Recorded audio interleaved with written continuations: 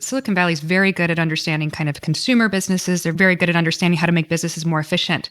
But Silicon Valley has never touched government. The kind of narrative around how Silicon Valley works with government has always been like, try to stay as far away as possible. Don Valentine was selling to the Department of Defense back in the day, right? Yeah. That's something that is just not understood in the modern history of Silicon Valley. And of course, Silicon Valley was built on defense investment, but this sort of view that software could actually ever work with government or the DoD, I mean, it's just viewed as the procurement of these types of technologies is almost impossible. And so there has been sort of, I think, this sort of 20, 30 year sort of do not engage kind of modern wisdom from venture capital firms has been, it's just too hard. There's so much other stuff to do. There's so much other stuff to build.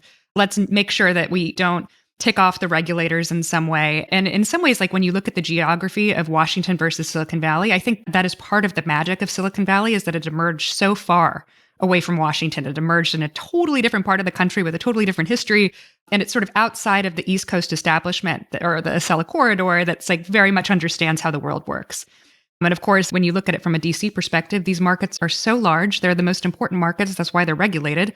And because they touch everyone, why are we so afraid of working with them? And so I think that was always just an intellectual question in my mind of, is it possible for some of these companies to actually do the work of government? I wrote a piece for the Washington Post in 2018 about how actually it seemed like Silicon Valley was actually doing a lot of the work of government. They just didn't want anyone to know about it or talk about it. They didn't think of it in those terms. And it's everything from SpaceX and Palantir, which, are companies that really were helping intelligence agencies or NASA, the kind of classical realm, but also things like Lyft and Uber that were completely transforming public transportation in cities across America.